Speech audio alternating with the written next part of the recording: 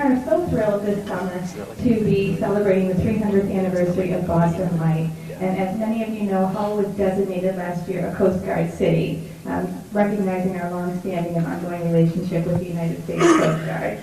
So we're absolutely thrilled today to have the Coast Guard Academy Glee Club here. The Coast Guard Academy Glee Club is a special group of performers who are selected from the Corps of Cadets by audition. They've performed all over the country, including presidential inaugurations, before the Joint Chiefs of Staff, at the Macy's Thanksgiving Day Parade, at Disneyland, and also here at the Bicycle Museum. So we're really thrilled to be included in that number. Their musical arranger and director is Dr. Robert Newton. He's the director of cadet vocal music at the United States Coast Guard Academy. So please join me in They're chosen from the Glee Club, and they're called the Ivors, actually. And they specialize in sea shanties. They do some patriotic music, but they're going to do mostly sea shanties for you today. When this group performs, I normally open directing them, and I close directing them. But in the middle, I let them fend for themselves. So I'm going to let them go ahead and sing and continue with a sea shanty called The Whale of a Tale.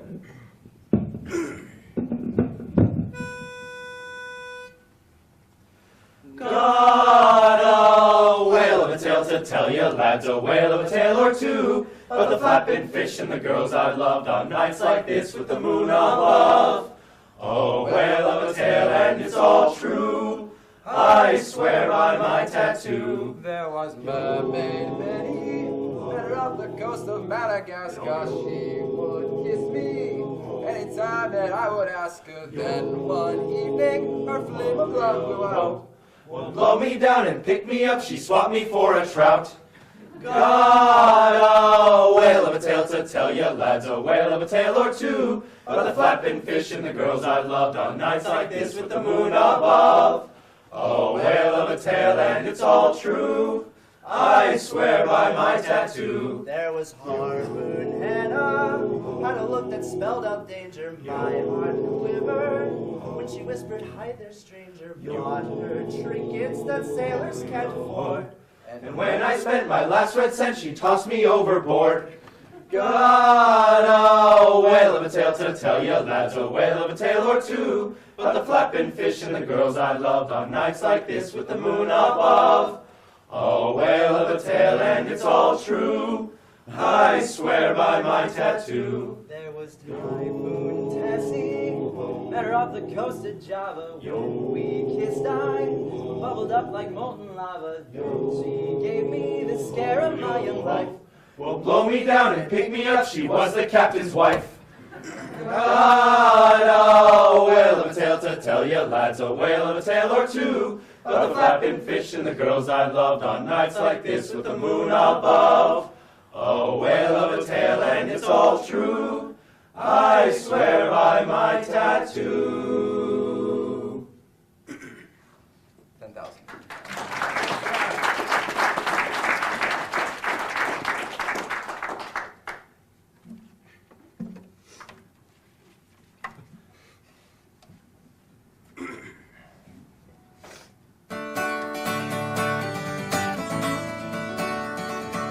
Sing ho for ship, a gallant ship from shore in steady breeze, with a burly crew and a captain to carry me o'er the seas.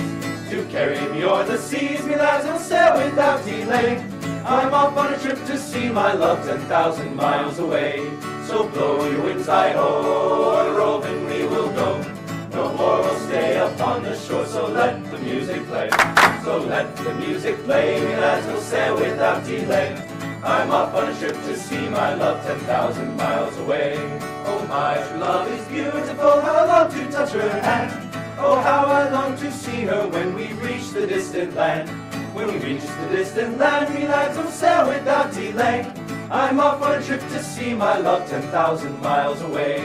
So blow your winds hi-ho, roving we will go. No more we'll stay upon the shore, so let the music play. So let the music play, me lads will sail without delay. I'm off on a trip to see my love 10,000 miles away. Oh, dark and dismal was the day when at last I saw sweet May. She had a government band around each head and one around each leg. And one around each leg, me lads, she wore a suit of gray. Farewell, she said. and remember me 10,000 miles away. So blow you in Hi-ho, roving we will go. No more we'll stay upon this shore, so let the music play. So let the music play, me lads will sail without delay. I'm off on a trip to see my love 10,000 miles away.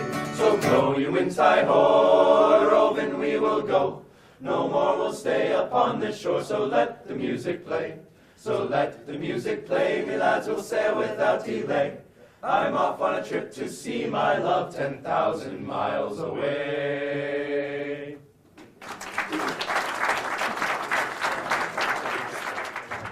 That was just fantastic, wasn't it? What a great way to start our morning. Thank you to Dr. Robert Newman and Alvarez. For our first speaker this morning, Eric J. Dolan will be discussing his latest book, Brilliant Beacons. Eric J. Dolan holds a PhD in environmental policy and planning from MIT, where his dissertation focused on the role of the courts in the cleanup of Boston Harbor. In addition to his work in environmental science, Eric is a prolific journalist and author. He's the author of several books, including Leviathan and When America First Met China. Please join me in welcoming Eric J. Dolan.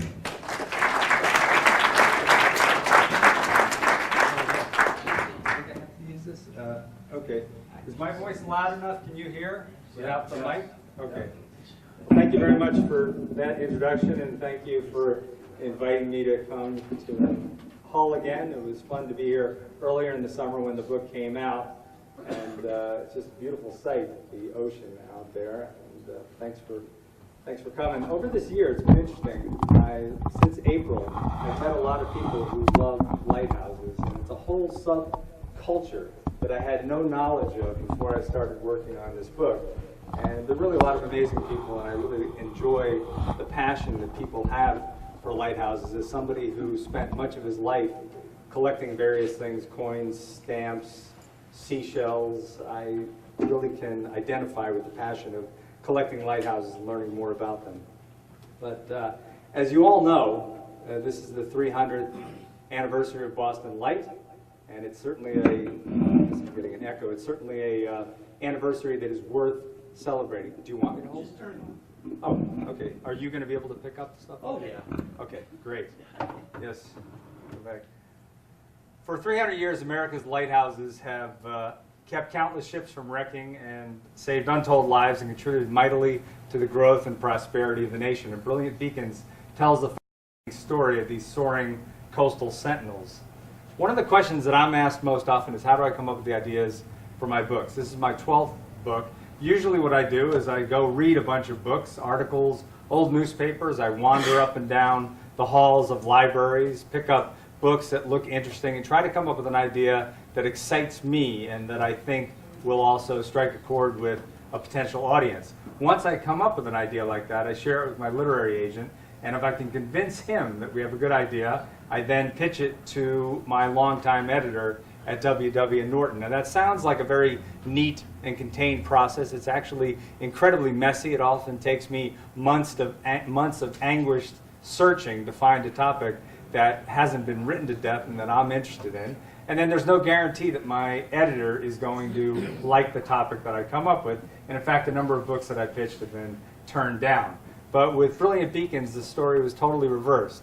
I just finished a book called When America First Met China, about the China trade, and I was flailing around trying to find another topic for a book when my editor sent an email to my agent saying that he had just had lunch with the head of sales at W.W. Norton, and they were interested to know if I wanted to write a book about lighthouses. I said, sounds interesting. I really don't know, because I don't know anything about lighthouses. At that moment, I had only seen 2 lighthouses in my life, closer than 150 feet. One of them being the lighthouse in Marblehead where I live, and the other one being the Nopska Lighthouse when I worked as a cook at the Fishmonger Cafe and worked at the Woods Hole Oceanographic Institute. Every night I used to run by the Nopska Lighthouse. So I asked for about a month to think it over, and I went home and I read a ton of really great books on lighthouses, and I was absolutely floored. I had no idea that lighthouses were so interesting, or that you could write a story that weaves so many threads of the American experience through it. Far from being just a book about lighthouses, it would be about colonial commerce, nation building, war, technological innovation, disaster, engineering feats, personal inspiration, poetry, art, and hope. So I was hooked. I wrote the proposal, submitted it to my publisher, and about 2 years later, I handed in the book. Now, just to let you know, every single book that I've written, I've known virtually nothing about the topic before I start. And you may be thinking that's probably because I don't know much about anything, but that's not necessarily the case. I just figured that if I'm going to spend 2 years working on something, I want to remain excited. I don't want to be bored, and picking topics that I don't know a lot about ensures that there are constant revelations, and hopefully some of those revelations pass on to the written page. Now, to give you a better idea of why I was so excited to write this book and a sense of the breadth of the, am I in the way over there? A breadth of the book itself, I'm going to read a short excerpt from the introduction. The history of America's lighthouses is wondrously wide-ranging. It's about the far-sighted colonies that built the first lighthouses on the East Coast to welcome commerce to their shores, embracing the founding of the nation and its dramatic expansion across the continent. When the inaugural Federal Congress convened in 1789, one of the first issues it took up was whether the federal government or the states would be in charge of lighthouses. And in one of its earliest acts, Congress made lighthouses a federal concern. From that point forward, as the country grew, so too did the number of lighthouses, creating a necklace of beacons and literally lighting the way for the settlement of new territories and states. Brilliant Beacons is also a history of government ineptitude and international competition.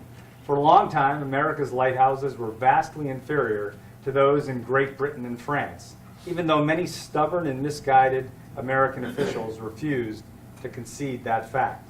Only by emulating its cross-ocean rivals was America able to elevate its lighthouse system from one mired in mediocrity to one that was among the best in the world. The book is likewise a history of lighting innovation. Lighthouse illuminants changed dramatically over time, running the gamut from whale, lard, and vegetable oil to kerosene, acetylene, and finally electricity. Similarly, crude lamps gave way to more sophisticated ones, and reflectors that did a poor job of projecting the light were replaced by the crown jewels of lighthouse illumination, Fresnel lenses, which not only increased the intensity of the light, but also became one of the most important and strikingly beautiful inventions of the 19th century. Most of these elegant lenses have since been supplanted by modern optics, which are far less arresting to the eye, yet still effective in casting refulgent beams toward the horizon.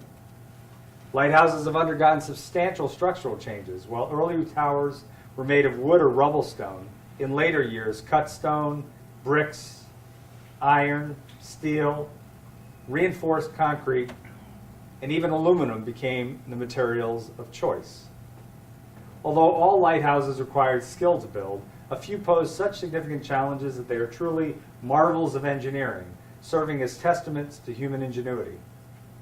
America's military history is one in which lighthouses have played a crucial role. They served as lookout towers in many conflicts, but during the American Revolution and the Civil War, they also became key strategic targets, resulting in more than 160 of them being damaged or completely destroyed. Like wars, natural disasters, especially hurricanes, have taken a terrible toll on lighthouses. The Great Hurricane of 1938 stands out, both for the extent of devastation it wreaked and for the gripping and tragic stories of survival and death that it left in its wake. At its core, however, the dramatic history of America's lighthouses is about people, and an intriguingly diverse cast of compelling characters brings that history to vivid life. These include founding fathers, skillful engineers, imperiled mariners, and intrepid soldiers, as well as saboteurs, penny-pinching bureaucrats, ruthless egg collectors, and inspiring leaders. Undoubtedly, the most important actors are the male and female keepers, who, often with the invaluable assistance of their families, faithfully kept the lights shining and the fog signals blaring. No one who has studied the history of these keepers could claim that their lives were a proverbial picnic, for they contended with loneliness, monotony, and a myriad of dangers. Not surprisingly, a few died in the line of duty. Many keepers rescued people in distress on the water, some performing so heroically that America's highest award for life-saving was bestowed on them. Above all, keepers provided a vital public service that was at once noble and altruistic. The 1900s saw the role of keepers diminish over time. As lighthouses were decommissioned or became automated, the number of keepers dwindled. Today only Boston Lighthouse, or Boston Light. That's been a quirk that I haven't quite figured out. A number of people have written to me, because in interviews I've given or things I've written, I refer to it as Boston Lighthouse. And I've been scolded on many occasions. One actually very nasty email sent to me saying, you basically know nothing about lighthouses. It's Boston Light. I still don't know why, of all the lighthouses, they call this one Boston Light. Everyone else is Lighthouse, but I'll call it Boston Light for today. Anyway, but as keepers faded from view and lighthouses began suffering from neglect, nonprofit organizations, government agencies, and private individuals stepped forward to become the new stewards of an increasing number of lighthouses, ensuring that they will be cared for and preserved for the benefit of future generations. Lighthouses are among the most beloved and romanticized structures in the American landscape. It's not difficult to find evidence of their hold in the public's imagination. Lighthouses are emblazoned on postage stamps and license plates, and legions of artists portray them on their canvases. Many cities and towns incorporate lighthouses into their official seals, and I got to tell you, to get permission to put this in the book, all the pictures you're seeing are in the book, except for two. I had to write 2 letters to the town council of city of Fernandina. They had to bring it up at a town council meeting. They had to have a vote on it, whether I could use this public seal. Well, it was just amazing. Talk about bureaucracy. But anyway, and even more businesses and organizations use lighthouses in their logos and advertising.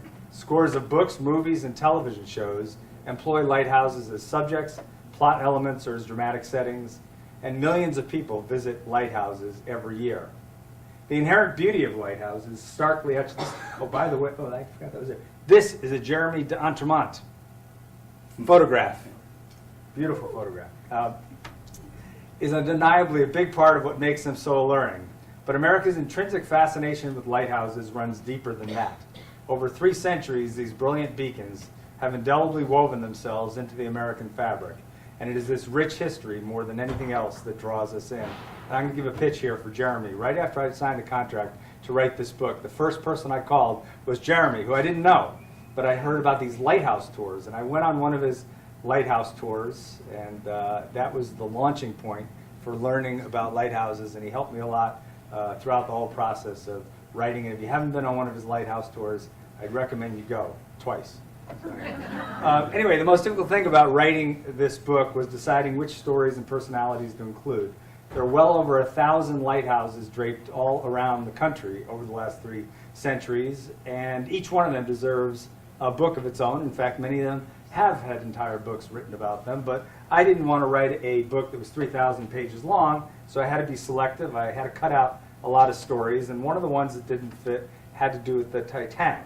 After the Titanic was sunk by an iceberg in April of 1912, a lot of people wanted to figure out a way to keep such a disaster from ever taking place again. So one concerned citizen wrote to the Commissioner of Lighthouses with what he thought was a brilliant idea. He urged the commissioner to place lighthouses on all large icebergs so as to warn away all the ships. Obviously not a very practical idea. To give you an idea of the great diversity and beauty of the lighthouses that fill the book, I am going to give you a tour of some of them. This, of course, is Portland Head Lighthouse. I understand over 1 million people a year visit this wonderful lighthouse, the state's first lighthouse, built in 1791, and a favorite of poet Henry Wadsworth Longfellow. This is Borden Flats Lighthouse at the mouth of the Taunton River in Massachusetts, which today is a bed and breakfast, but I understand you have to bring your own breakfast. So I'm not sure. And here's a Currier and Ives print of the Statue of Liberty. And one thing that I didn't know, and perhaps what many of you didn't know as well, is that the Statue of Liberty was not only intended to serve as a welcoming beacon for the weary and downtrodden of the world, it was also meant to be an active lighthouse. In fact, was for a few years before it was decommissioned, because it didn't do a very good job. This is the Cape Hatteras Lighthouse, often called America's Lighthouse, tallest lighthouse in the nation, 193 feet high. It took 1 million bricks to build this version of the Cape Hatteras Lighthouse, which is the third that was built in 1870. And as you may remember, in 1999, this massive structure was moved 1,500 feet inland to keep it from toppling into the surf. It took a little more than 30 days to move it, cost about $12 million. And before the book came out, I had what I thought was a great idea. There were two companies that worked in tandem to move this lighthouse and all the other ones that have been moved. So I took 2 advance review copies of the book, and I sent one to each of the presidents of those 2 companies. My idea was that they'd fall in love with the book and they'd buy a copy for everybody in their employ. As far as I know, that did not take place. But they sent me nice things. One of them sent me a letter. The other guy sent me a box. And in the box, there was a T-shirt. And on the T-shirt was a guy that looked like a cross between Mr. Clean and the Incredible Hulk. And you might have seen these shirts. He's got in one arm is crooked like this, and he's got the Southeast Block Island Lighthouse, which was moved. And the other arm is dragging the Cape Hatteras Lighthouse along the ground. Also, I can't tell you how many times I've worn that shirt a lot. People come up to me, tap me on the back, and they say, "You move lighthouses?" Because it says I'm part of the lighthouse moving team. And I have to let them down easily, softly. I say, "No, I just got this." But that seems to be a profession that is it's really unique. And if you wear that T-shirt, you attract a lot of attention. But the other thing that was in the care package that surprised me was a bandana that had skull and crossbones on it. And the reason it surprised me is this guy had no way of knowing, but at that very moment I was writing a book, and I still am, on pirates. So I thought that was a good sign from somebody, I'm not sure who, that I'm writing the right book right now. Now here's the St. George Reef Lighthouse off of coast of Northern California. It was finished in 1892, took 10 years to build, cost $752,000, the most ever spent on a lighthouse in the United States. And this probably looks familiar to a lot of you. Do you know why? It's the Marshall Point Lighthouse, but what movie was it in? Forrest Gump, that's right, Forrest Gump. If you remember Forrest Gump, during that movie he becomes a cult-like figure that runs across the United States, back and forth. This is the eastern terminus of his run, and if you go visit this lighthouse, which I did, they have a wonderful scrapbook which shows a bunch of pictures of Tom Hanks filming that scene. It's amazing. I guess they were there for 2 full days, and I think it's 4 seconds in the movie. Sounds about right. Here's the Lantern Room, Michigan St. Joseph Pier Lighthouse in December of 2010. Photo taken by Tom Gill. It's covered in a thick layer of twisted ice. Looks like carved out of marble to me. And this is the day after a storm on Lake Michigan. It kicked up waves 20 feet in height. And here's an image in the book that is the most important to me. This is a painting about 18 by 20 inches of Edgartown Lighthouse. And it was done by my daughter Lily before she went off to college. Probably every 3 months she would go into Boston on Newbury Street with her grandmother, who's a professional painter, and they would take a class from a master painter. She went in one day and she saw a photograph of this lighthouse. So she painted that day. She brought it home, gave it to me as a present, and she said, "Dad, do you know why I gave you this?" And I said, "Because you love me." And she said, "Nah, I want you to finish this damn book." Because I've been working on it for about 1.5 years at that point. So I framed it and I put it over my computer to remind me that I needed to get done. Now, I really did enjoy writing this book because there were so many great stories to put in it. I'm just going to tell you a couple of them. There were wonderful stories about women keepers. My last few books didn't have many female characters, but there were nearly 400 women who served as principal or assistant keepers over time. One of the most interesting was Emily Fish here. She was the wife of a wealthy doctor in San Francisco, Langton Fish. He dropped dead when he was 65. She was 50 years old, and she decided she wanted to be a lighthouse keeper, and she did a wonderful job. She was called the socialite keeper, as I learned, because she used to throw wonderful parties in San Francisco, and she simply transferred them to the lighthouse. Her daughter also became a keeper. 2 of the chapters in the book that I enjoyed writing the most were about wars. Always compelling topics. But I didn't know that lighthouses played an important role in the American Revolution and the Civil War. And here's a picture of George Washington greeting the Continental soldiers on July 3rd, 1775. And he personally ordered the attack on Boston Lighthouse. So, of course, the lighthouse that Sally Snowman oversees today is not the original one, but the one that was rebuilt in 1783. There's an entire chapter on lighthouse heroes, people who risk their lives to save others, which is appropriate that we're here sponsored by the Life Saving Museum. This is probably the most famous of all the lighthouse heroes, Ida Lewis, who was the keeper at the Lime Rock Lighthouse in Newport, Rhode Island. She's credited with saving at least 18 individuals, probably more. She became one of the most famous women in the 19th century. She was hounded by paparazzi. One summer, 10,000 people came to visit her. She got many unwanted marriage proposals, and she just wanted to be left alone. But she did a great job as a keeper. Now, you also learn about the traveling libraries. I love this, and I learned this story from Eleanor Dwyer. I heard her talk. I didn't have this in the book. I have the libraries in the book. But just imagine that you get this delivered to you at an isolated lighthouse and for entertainment, to relieve the monotony. You want to read a book. What do? Just take out the book, right? Start reading. Well, I heard Eleanor say that there are actually regulations attached to these little libraries, and you had to sign the book out and then sign it back in. But as far as I know, there were no late fees.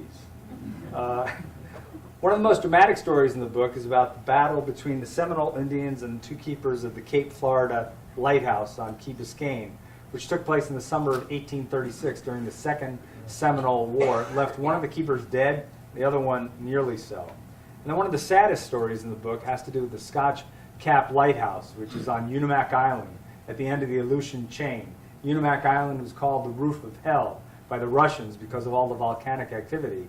But this lighthouse, in the early morning hours of April 1st, 1946, was obliterated by a 100-foot tall wall of water generated by a slide of rock undersea and a tsunami. All 5 keepers were killed. In the ensuing days, all they found were a kneecap and some intestines. Now here's a great story for a number of reasons. The Flying Santa, and I understand Jeremy's going on a tour that the Flying Santa group is sponsoring this tomorrow. But this came from a very simple idea. Bill Winkelpaw in 1929 wanted to say thank you to all of the lighthouse keepers who had helped him in his plane get back to the airport in Rockland, using the gleam from the lighthouses themselves. So on Christmas Day, he dropped presents on a number of lighthouses. This program goes on until today. I understand they use a helicopter, not a plane anymore, and they drop it mainly on Coast Guard stations up and down the coast. A wonderful program, but another connection with this program is Edward Rose Snow. I know Dolly's here. The first time I met her. Edward Rose Snow is the kind of guy that I wish that I had met, because I read a lot of his books even before I started working on this Lighthouse book, and he just seemed like an absolute character. I would love to take him out for a beer. I don't know if he's much of a drinker, but well, I drink the beer. He could tell the stories. But just amazingly prolific. I think he wrote more than 50 books and just seemed like a person with a really big heart. And I've met a lot of people giving this talk over the last few months that had him visit their high school when they were young, or heard him on the radio. I guess he had a radio show as well. Just a very interesting guy. Now, one of my favorite stories in the book revolves around the invention and the dispersion of the Fresnel lens. Here's the keeper at the Cape Hatteras Lighthouse, Unaka Jeanette, 1930s, cleaning the first order Fresnel lens. And Fresnel lenses, of course, were named after their inventor, the Frenchman Augustin Jean Fresnel, one of the great geniuses of the 19th century. Now, in addition to these, there are hundreds of other fascinating stories in the book that take you on a reading adventure that spans 300 years. And all my recent books have spanned about 200 or 300 years. And the book I'm working on now spans about 100 years. But I'm hoping someday to write a book that spans 1 year, or maybe about one person instead of all this stuff.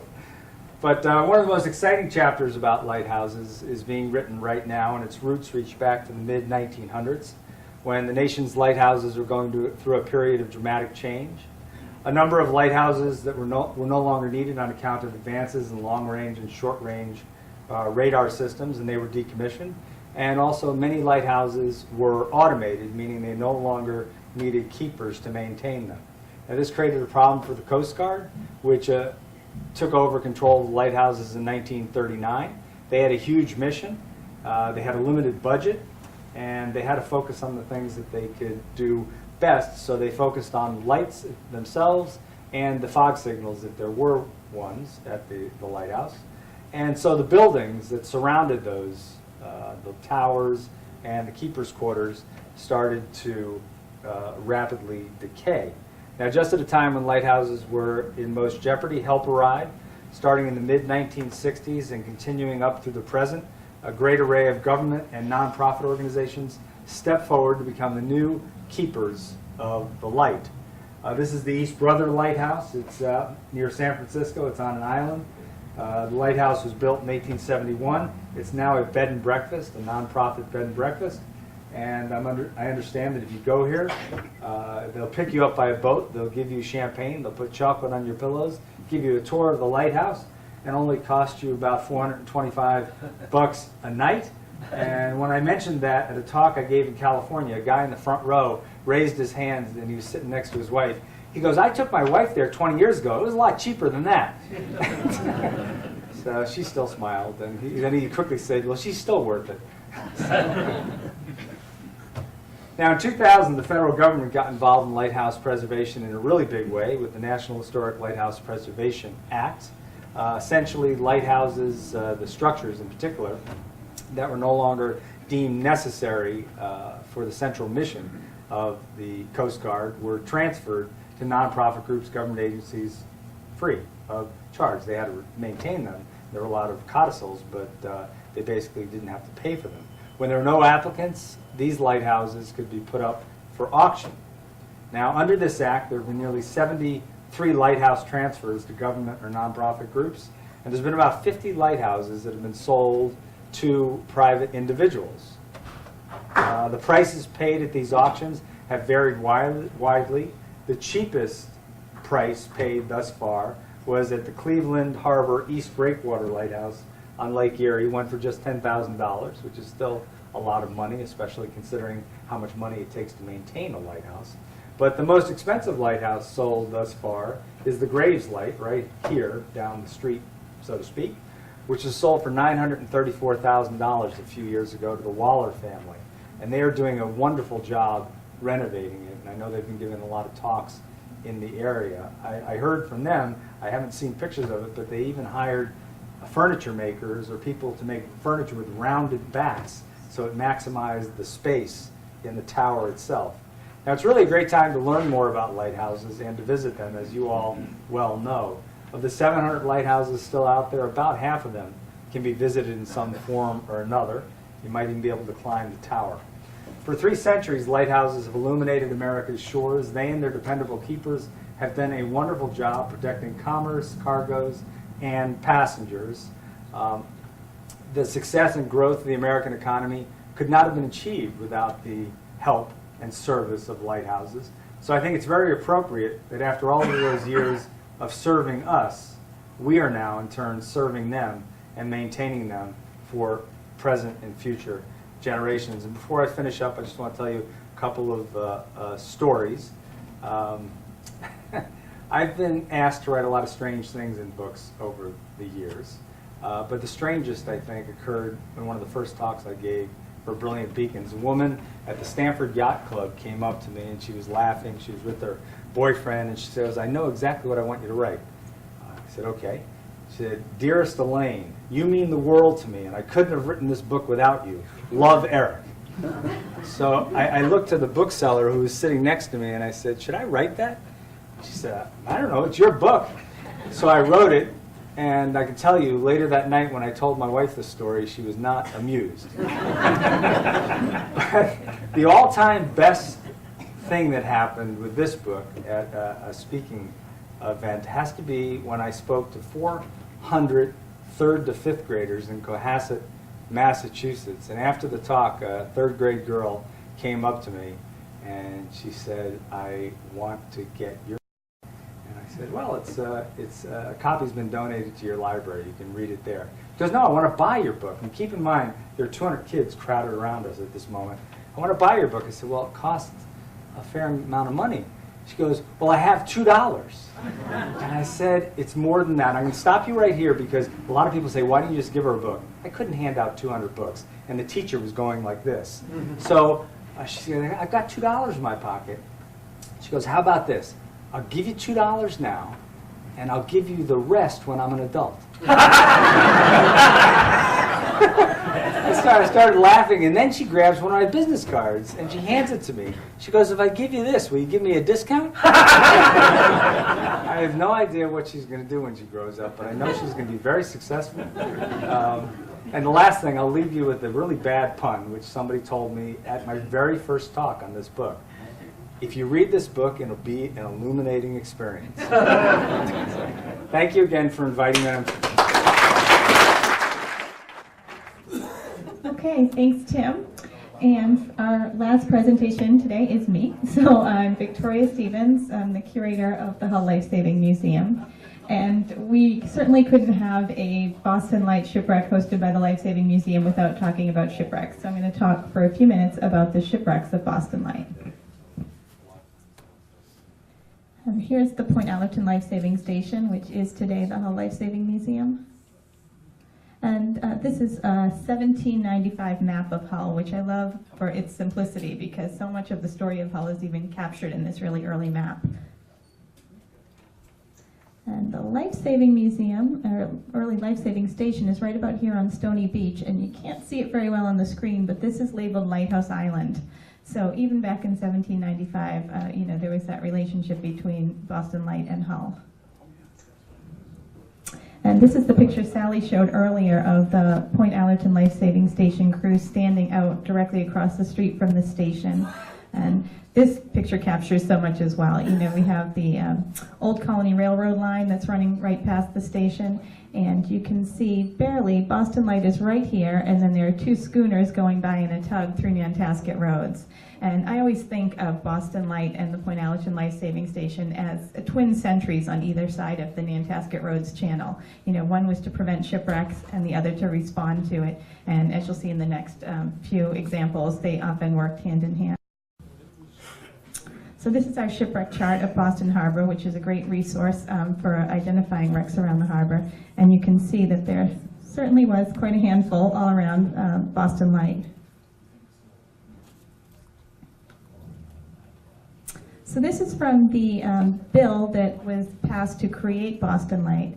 It says, whereas the want of a lighthouse erected at the entrance to the harbor of Boston hath been a great discouragement to navigation by the loss of the lives and estates of several of his Majesty's subjects, be it enacted that there be a lighthouse erected at the chart of the province on the southernmost part of Great Brewster, called Beacon Island, to be kept lighted from sunsetting to sunrising. So that was passed in 1715, and of course we're celebrating the 300th today, so the lighthouse was actually first lit on September 14th in 1716.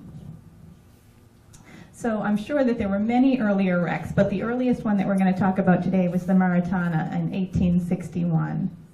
It was a ship captained by George Williams that wrecked on Shag Rocks on November 3rd, 1861. It was bound for Boston from Liverpool, and it was carrying 14 passengers as well as the crew and a load of cargo. Samuel James became the hero of the Maritana.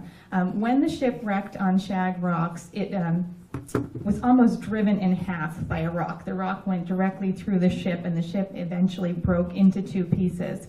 When the ship broke into two pieces, Captain Williams fell through the chasm that was created and to his death. And all of the passengers and crew who were kind of huddled on the forward part of the ship also died. 12 people, a combination of passengers and crew, were able to make it onto one of the rocks and were clinging there, waiting for rescue. So the Humane Society crew from Hull, who were captained by Captain Joshua James, had set out, as I understand it from various accounts at the rescue, and they went to the northeast of Boston Light. They didn't know where the ship was. They had seen a signal of distress, so they went off to the northeast. Meanwhile, Samuel James, who was the brother of Joshua James, took a boat. There's a little bit of conflicting information in different reports, whether it was a small schooner that he owned or another account listed as a pilot boat, the pilot boat William Starkey. But in any case, they were in a larger boat heading out, and they found the Maritana. They had 2 small boats aboard, and 3 other men. So Samuel James was the only one who was actually willing to go into the breakers to try to take the men off the rock. So from the account that survives, He had two of the men who were on the larger vessel, the pilot boat, let's say, and they took one of the smaller boats, and Samuel James took the other, and he was able to bring a line out to the rock that the men were clinging to. And he had the other two men in the small boat take the other end of the line, and they just rowed continually to keep tension on that line that they then attached to the rock. And they used that line that was now running from the rock to the second small boat, sort of like a breeches buoy, and they ran the small boat that Samuel James was in back and forth along that line from the rock to the second boat. And he took 12 men off the rock and was able to save them. So he was awarded a commendation by the Massachusetts Humane Society for that rescue. Samuel James is also famous as the designer of the surf boat Nantasket, which is in our boat room at the Life Saving Museum now. Another wreck was the Fanny Pike, which was a schooner bound from New Jersey, which wrecked again on Shag Rocks on February 1st of 1882. The crew of the Fanny Pike were rescued by keeper Thomas Bates of Boston Light. Thomas Bates was the man that Jeremy D'Entremont showed you earlier, and he talked about the sing-alongs and shanties at the lighthouse. So, when he wasn't busy singing, he was also rescuing people from shipwrecks. During that February 1st storm, it must have been really a devastating storm because there were at least 3 other major wrecks along the coast of Hull. One was the Bucephalus on Nantasket Beach, the Nettie Walker on Toddy Rocks, and the Grace Lathrop on Point Allerton. And when you read the details of the rescues, it's really pretty amazing that these 4 large ships could all wreck on one night.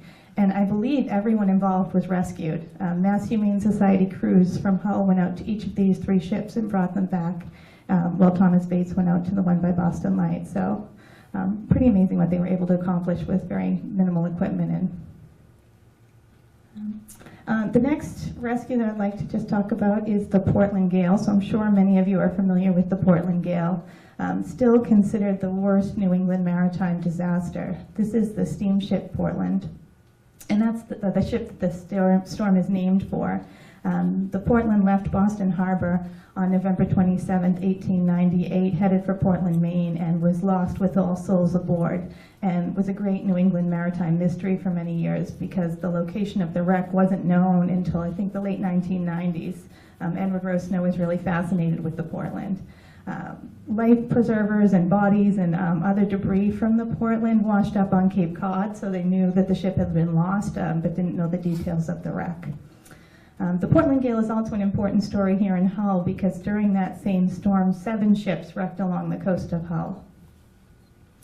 This is a scene of Hull, probably down towards Nantasket Beach, and you can just see the devastation along the railroad tracks and the cottages. And one of those 7 ships was the Calvin Baker, which wrecked off Boston Light on November 27th. Now, Sally mentioned earlier that there was a system of flag signals between the keeper of Boston Light and the Point Allerton Life Saving Station. So my understanding is in the afternoon or early evening of November 27th, the lifesavers at Point Allerton did see the signal from the keeper of Boston Light that, for assistance, but at that point it was impossible for them to get out to Boston Light, so they had to wait until daybreak. They did head out at daybreak and reached the light. At that point, there were 5 survivors still awaiting rescue. 2 men had drowned and the steward had died of exposure. Joshua James reported this. There was but a small portion of the deck forward where the crew could stand, the remainder being washed away. At high water, they were obliged to go into the rigging. This crew were in this pitiable condition for 30 hours. So, a pretty unbelievable situation to have to survive. But fortunately, those 5 did survive, and this is a newspaper illustration of them recovering back at the Point Allerton Life Saving Station. So they came back to this station and spent 3 days there. Usually what would happen after a shipwreck is that the crew would come back and be sheltered either at the life saving station or in earlier days at townspeople's homes. And then those railroad tracks that we first saw in one of the beginning pictures was for the Old Colony Railroad, had various names over the years, and they would give free passage to the shipwreck survivors into Boston. So usually after a few days, they would get passage into Boston.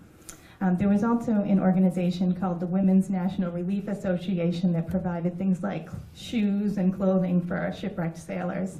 And you know, when I was going through the log books for Point Allerton Station that are in the National Archives, and one of the log books there was in paper inserted that was labeled Women's National Relief Association. It was from the Life Saving Station crew reporting, you know, we've used 5 sweaters, 3 pairs of shoes, and 2 pairs of pants, and, you know, please send replacements. So really was a pretty amazing national system of providing relief for these folks.